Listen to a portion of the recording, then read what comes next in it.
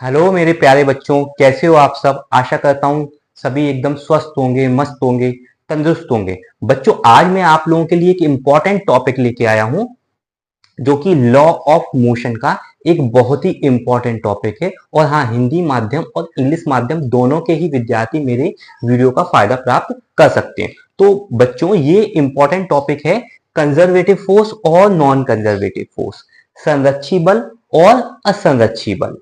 ठीक है, 11th class में लॉ ऑफ मोशन का काफी इंपॉर्टेंट टॉपिक है बच्चों ये। ठीक है, तो कंजर्वेटिव फोर्स हमारा क्या होता है। ठीक है बच्चों, कंजर्वेटिव फोर्स हमारा वो फोर्स होता है जिसमें हमारी जो ऊर्जा होती है वो संरक्षित होती है। मतलब एनर्जी का लॉस नहीं होता है, हमारी टोटल एनर्जी कंजर्व होती है। टोटल एनर्जी क्या होती है बच्चों? कंजर्व होती है। अब टोटल एनर्जी का क्या मतलब हुआ? टोटल मैकेनिकल एनर्जी, टोटल यांत्रिक ऊर्जा। तो टोटल यांत्रिक ऊर्जा कंजर्वेटिव फोर्स में, संरक्षी बल में संरक्षित रहती है, कंजर्व रहती है। ठीक है, अब मैं आप लोगों को एग्जांपल दे रहा हूं एक फ्री फॉल बॉडी का।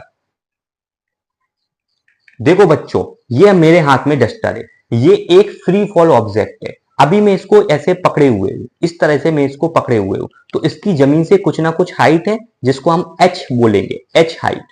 तो स्थितिज ऊर्जा क्या होती है बच्चों? फॉर्मूला याद रखो, M G H, M G H. ठीक है, पोटेंशियल एनर्जी होती है एम जी एच।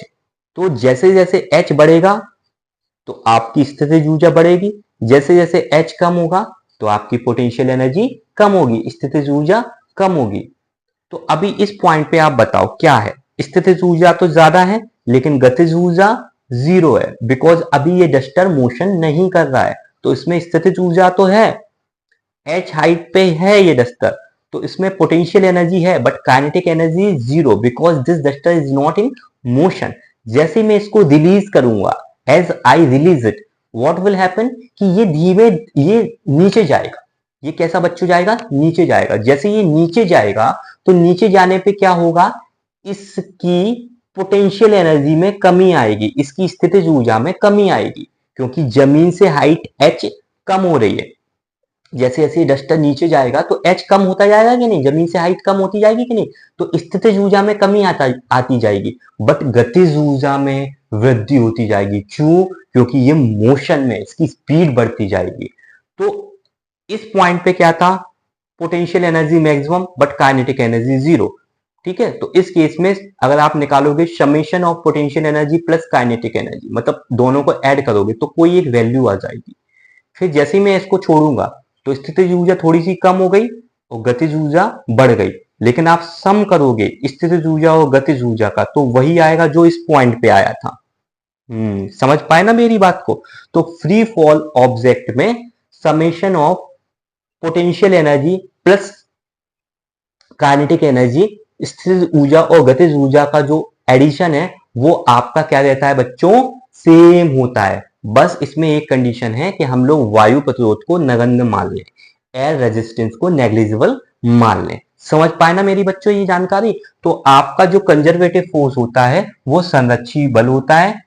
ठीक है, ग्रेविटेशनल फोर्स उसका एग्जाम्पल है और इसमें एनर्जी का लॉस नहीं होता है, इसमें एनर्जी का ट्रांसफॉर्मेशन होता है। जैसे जब मैंने ये डस्टर लिया था और मैं उसको ऐसे छोड़ रहा था तो उसमें एनर्जी का लॉस नहीं हुआ था, टोटल एनर्जी तो सेम ही थी, लेकिन एनर्जी का ट्रांसफॉर्मेशन हुआ था। मतलब एनर्जी एक फॉर्म से दूसरे फॉर्म में बदली थी। तो किस फॉर्म से किस फॉर्म में बदली थी?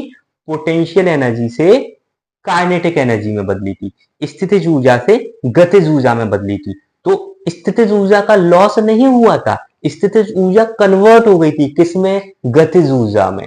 Potential energy is converted into kinetic energy in the case of free fall body. तो बच्चों, आशा करता हूं आप मेरी ये जानकारी को समझ पाए होंगे। ठीक है, दूसरा बच्चों हम लोगों का है नॉन कंजर्वेटिव फोर्स, असंरक्षी बल। असंरक्षी बल क्या होते हैं? नॉन कंजर्वेटिव फोर्स क्या होते हैं बच्चों? जिसमें ऊर्जा की हानि हो जाती है, जिसमें एनर्जी का बच्चों लॉस हो जाता है। फॉर एन एग्जांपल मैं आप लोगों को बताता हूं, जब आप लोग फुटबॉल में किक मारते हो तो फुटबॉल में आप जब जैसे किक मारते हो तो स्टार्टिंग में फुटबॉल की स्पीड ज्यादा होती है, लेकिन धीमे धीमे क्या होता है? उसकी स्पीड कम होती जाती है और एक कंडीशन ऐसी आती है कि फुटबॉल अपने आप ही रुक जाती है। तो ऐसा क्यों हुआ? बिकॉज ऐसा हुआ घर्षण बल की वजह से। फ्रिक्शनल फोर्स की वजह से बच्चों ऐसा हुआ। जैसे हमने फुटबॉल में किक मारी तो फुटबॉल चलना स्टार्ट हुई तो उस पर घर्षण बल लगा, घर्षण बल से उसकी एनर्जी का लॉस हुआ। कौन सी एनर्जी का लॉस हुआ बच्चों? कौन सी एनर्जी का लॉस हुआ बच्चों? काइनेटिक एनर्जी का लॉस हुआ, गतिज ऊर्जा में हानि हुई। और एक कंडीशन ऐसी आई कि हमारी जो फुटबॉल थी वो फुटबॉल रुक गई।